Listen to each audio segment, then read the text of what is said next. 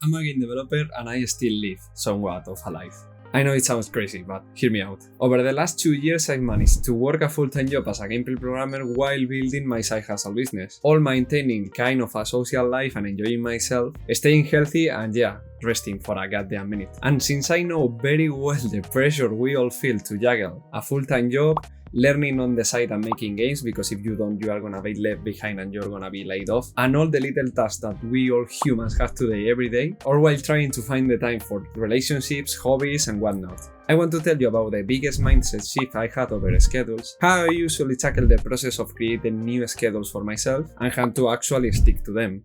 I've just taken a look at the schedules I used back in college when I was studying a computer science and engineering career, or while building a complete game on the side, the one that I used when I used to have a full-time job and I needed to commute from and to the work 1 hour each day, all still creating content on the internet, and the one I use now combining my rehab for my surgery, the teaching job I'm pursuing and the full stack development I'm learning. So I have a pretty wide range to work with, and I think the thing that they all have in common is the fact that I'm not really stressed about them, because I know the tools and studies I need to use to make them. And that's exactly what I want to teach you all today. So hi, if you're new here, my name is Danny and I'm a computer engineer and game programmer. And in this channel I help other game developers deal with everything about the job which actually has nothing to do with making video games, like finding work-life balance, beating imposter syndrome, or simply not burning out. And I think a big part of our work is organizing our time well, because as you might already know, the game development job is very demanding.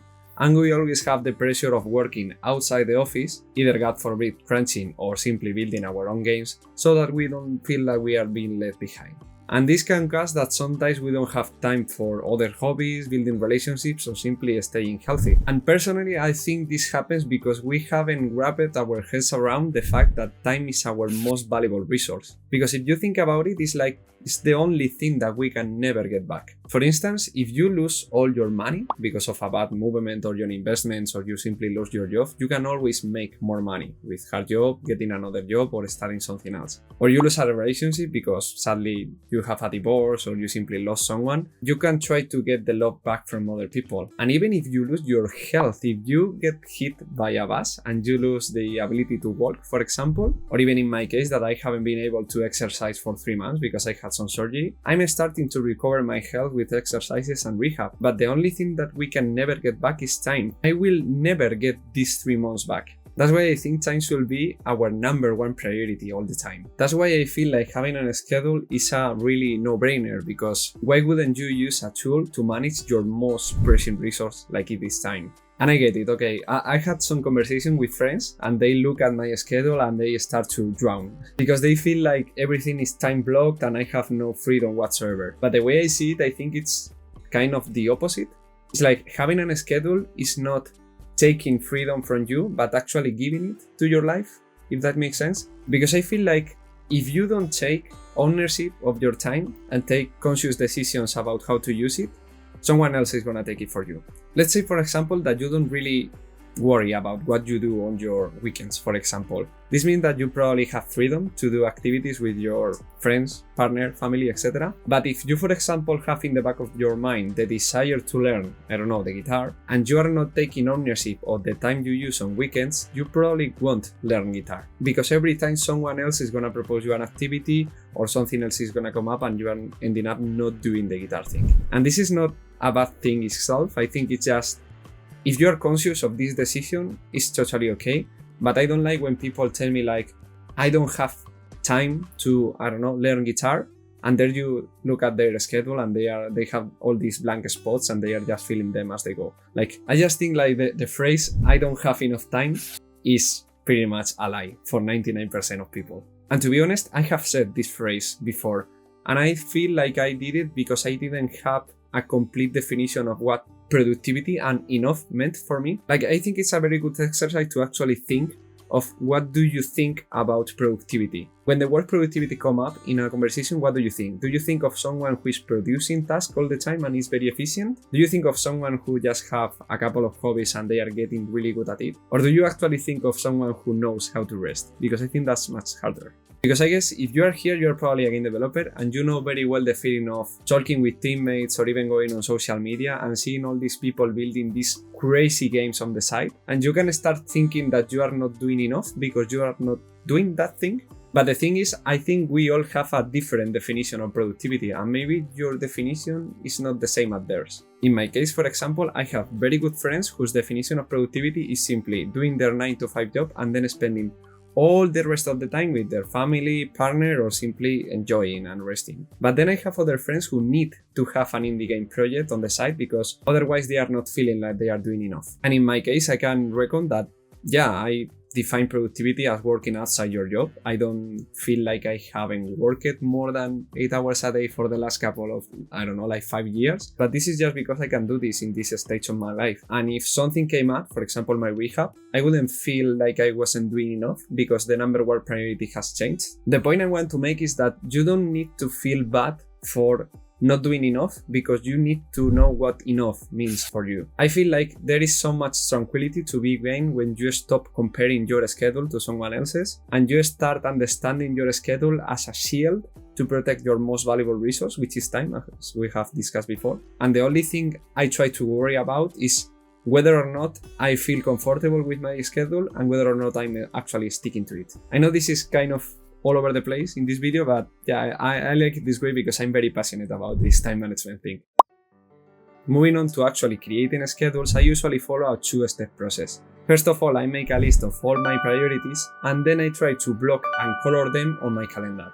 And please don't skip the first step and go straight to the calendar, because the thing is, like, I heard a phrase, I don't remember in which book, I think it was Principles, and it said something like you can do anything you like, but you cannot do everything you like. Because at the end of the day, we all have the same 24 hours and we need to sleep for a third of them, so we cannot do everything that we want. And I guess if you are here, you're probably very ambitious and you have a lot of things that you want to do. So yeah, we need to prioritize what is most important right now so that we don't start feeling again like we are not doing enough. So let's try to actually build a list right now of priorities on your life, and then you can write them on the comment section down below. The way I see it, we need to prioritize firstly the three most important areas of our lives, which are health, relationships, and work. If you take a look at your life, which one of them is most important? In my case, for example, the order will be health, because I need to recover from my surgery, relationships, because I'm trying to take my romantic life more seriously, and finally work, because I know where I'm going and I don't have kind of an economic necessity so big that I need to worry about it. You can even subdivide these sections if that's helpful for you. You can maybe say the most important thing is my mental health, then my physical health, then my spiritual health, maybe my friends are more important right now than my family, or even my romantic partner is more important than my friends. And on the work side, maybe you worry a lot about money, but not so much about building a project on the side. The thing is that you need a list of things ordered so that we know which ones are more important than the others. And you can even add hobbies that you want to try on that list. In my case right now, I have stopped playing video games because I wanted to get more into music, and I've even started making like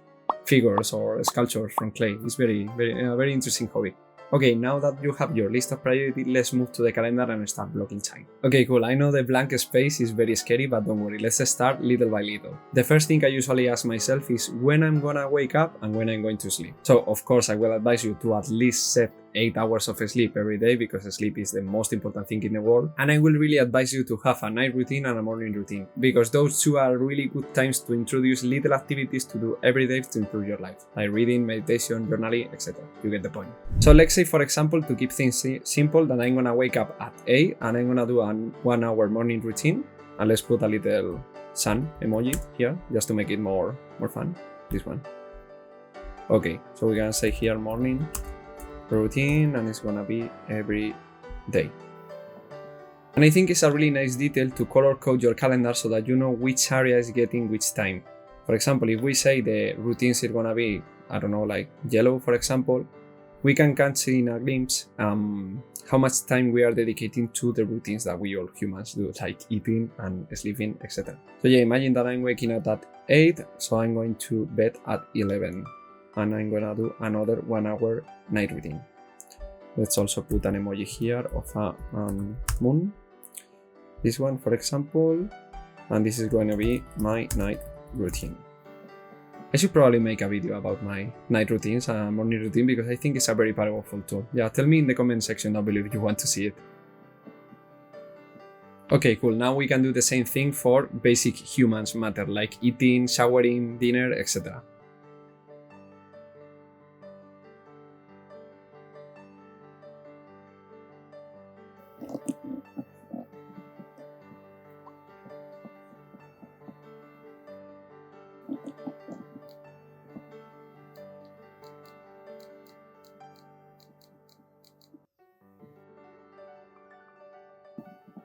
And I'm sure you might be thinking, when do I prepare these meals? And here the technique I have used for so long is basically batching cooking, which means taking one morning of the week, for example Sundays, and doing all your meals for the week. I usually do this with my lunches and I make my dinners every day, but it's just because I like cooking. Let's actually block out our weekly routine because I think this is the most important event of your week. So we are gonna put ahead 5 hours just to do our weekly review. Let's choose some, I don't know, pencil emoji. And let's use red because this is very, very important. And I think weekly reviews are very important because I'm sure you know the feeling that every day something come up and you need to constantly fix little things. So the idea with the weekly review is to combine all these little things in just one batch and do them all at the same time. This way you probably take less time to do so. And this could be things like planning the next week, doing your batching meals, I don't know, trimming your nails, your beard, etc. The thing is that once a week you reset your system, so to speak, and prepare for the next week so that the chaos cannot accumulate so much. Alright, so for the rest of the calendar, I'm trying to put myself in the position I was when I had a full-time job so that we have kind of a more similar situation. Okay, so let's say I have a regular 9 to 5, so from 9 to 5 I'm on the office.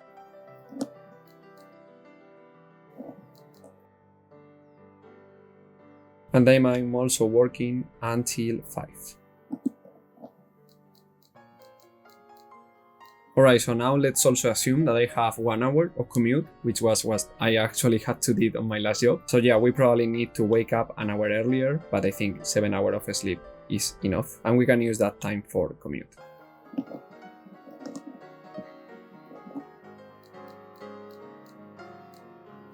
And then we have another hour back to our homes.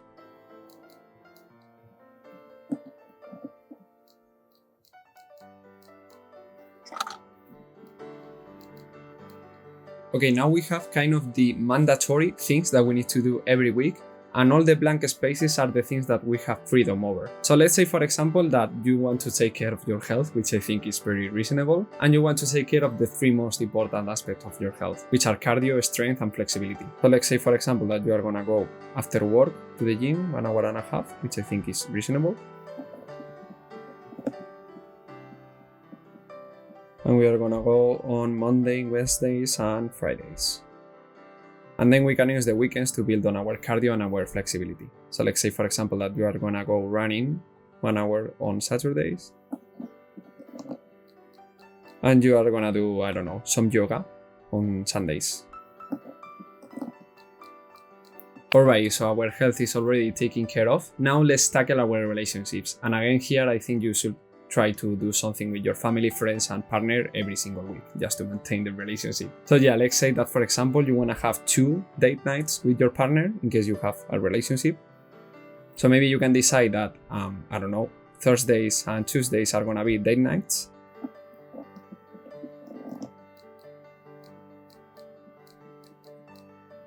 And then we can do the same for both family activities and friends activities. We can use maybe the weekends for that.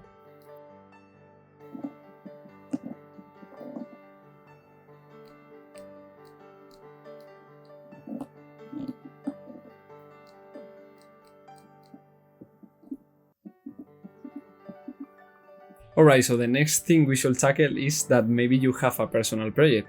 And here you can see that we only have so much blank space to work with. So yeah, let's say that, I don't know, you are building a content creation business or you are making your indie game on the side. Now is the time to really nail down your definition of productivity, because if you have, for example, I don't know how many hours we have, 2, 4, 6, 8, 10, 12, we have 12 hours left on the week. How many of those hours do you really want to spend on your project? Because if you have no more than 12 hours, what's the point of feeling bad? Like you don't have time, but not because you don't have time, but because you are choosing to spend it on things which are more important to you. Let's say, for example, that you want to work like, I don't know, 8 hours on your project, which I think is pretty reasonable given that I have only spent like 10 hours on this business every week for the last 3 years and I have managed to do it with a full-time job. So I think like from 6 to 10 hours a week is more than enough for building a project. In this case, you can choose to simply do them all on Saturdays or maybe spread them out through the week. I personally prefer to do less things every day, so I probably set aside 2 hours on the night for my projects.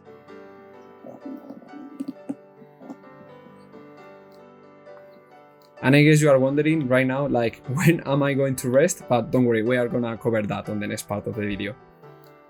Okay, let's say I want to work on my projects Monday and Friday, 2 hours, and then I'm gonna work like 4 hours on the Saturday.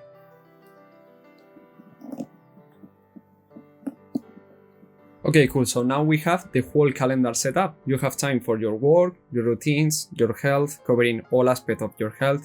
You are taking care of the 3 most important relationships, your partner, your friends, and your family. You have your weekly review to not let the system get too chaotic. And then you have even time for your projects. And this is a very good place to be because now you can just catch a glimpse at your calendar and see if you have time for other hobbies. For example, if I were to have this calendar and I want to take, I don't know, singing lessons, I know that it might be a little difficult to do so because I don't have many free time left. So I will need to take out either the running blog, the yoga blog, maybe do a little less of the projects, but I'm consciously choosing what to spend my time on. So yeah, if you are curious, these are the schedules I have mentioned before, the one I used when I was back in college and I had to study a computer science engineering career and also make a game on my spare time. This is the schedule I used just when I worked in my last company, and I have a 9-to-5 job, a content creation side business, and I have 1 hour of commute from and to the work. And this is the one I use now, which is the most complex one because I need to juggle the teaching thing with the full stack development, with my rehab, with my romance life, etc, etc. It's a mess, I know. But the point is that I try to always be conscious of what my top priorities are for that schedule, if that makes sense. But I know very well that you are probably just raging on the comment section down below because you look at this schedule and you think it's impossible to follow it and there is too much to do and there is no time to rest. But don't worry, we are gonna cover that right now. So yeah, how do we actually stick to this kind of schedules? And I think it comes down to 2 important factors, which are focus and energy. Focus is the more straightforward because, I don't know, when I have conversation with people and when I have looked at myself in the past, I get a little bit triggered when I thought to myself like I don't have time, and then I look at my screen time on my phone and I see that I've been watching YouTube and Twitter for like 3 hours a day. So yeah, I feel like the number one thing you need to have is a clear, sharp focus on the things you are doing. And this will make another whole video. I will do it in the future, don't worry. But yeah, if you are not able to focus on the thing you are doing right now, you are not gonna have enough time to do all the things you want, that's for sure. And if you want to improve your focus, I think my free book is gonna be a super valuable resource because it's basically a PDF document which takes like, I don't know, 1 hour or 2 hours to read. And it tells you the 9 steps I use every single day on my work to be much more productive. This way, the hours I'm working, I'm actually working and I'm not procrastinating watching YouTube videos or something else. So yeah, there's a link in the description if you want to take it. It's completely free. But yeah, even more important than focus, I think the energy factor is truly the game changer. Because reading books like, I don't know, Essentialism or Filled with Productivity, I discovered that much of the problem that we have on our day-to-day life is that we need to rest a lot. Like for example, I understand the feeling of working for 8 hours on a work you don't enjoy that much and then coming home destroyed in a place in which you cannot get yourself to work on during the project because you have so little energy and you actually need to, I don't know, play the piano, watch some Netflix or play video games for 2 hours to feel rested enough for the next day. And I think that's okay. If you are in that position, I feel you, like I've been there before, but I think trying to get more energy from our works helps with coming home more rested and willing to do some extra work. For example, if you take a look at our calendar and take a look at Mondays, for example, you can see that there are not blank spaces on the day. And I think this is doable as long as your work and your projects, and of course the gym session, gives you more energy than it takes from you, if that makes sense. For example, if you hate your work and you are, I don't know, 8 hours stress, of course you are gonna come home by 9 and you don't want to make more video games. That's reasonable. That's the place we've all been there. But if we can find the ways of making our work more enjoyable and actually come home willing to do more things, we are gonna be much more productive. But again, it's not that we have to be more productive. It's that if you cannot truly get out of a job which takes much more energy from your life, that's okay. Maybe in that case, your definition of enough and your definition of productivity should be to just survive the day, which I think is a terrible place to be in, but I think many people are there and it's so hard to get out. So please don't feel bad if you need those 2 hours of resting. Just try to make your day-to-day life more enjoyable and more energizing so that you don't need that much rest, because maybe your rest is doing a hobby and not simply binging a whole Squid Game season on one go. In my case, I try to color my calendar from time to time on 3 colors, green, yellow and red. Green meaning that it gives you energy, yellow is neutral and red takes energy from you, and try to make the calendar as much green or even yellow as possible. This way, if you want to introduce a new hobby which requires a little bit of effort, like playing music for example, you can do it because you have not drained so much energy from your work. And luckily for you, I have exactly a video about that, about how we can make our jobs more enjoyable so that we have more energy to work on other important things of our life. I hope you find it helpful and I see you very soon. Bye bye.